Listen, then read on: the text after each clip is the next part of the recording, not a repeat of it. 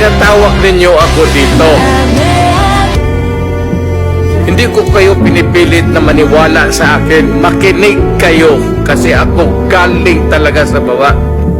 Makinig kayo kasi makinabang ang bayan natin. Hindi ang yabang ko dito, ang bayan ang makinabang natin. Hindi ako nagyayabang.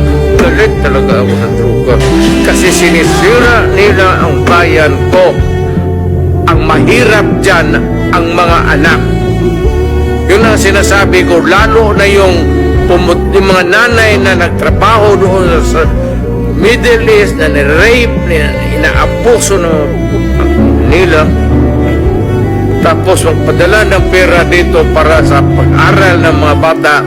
Yung dalawang anak niya, babae, puro doon sa droga napunta yung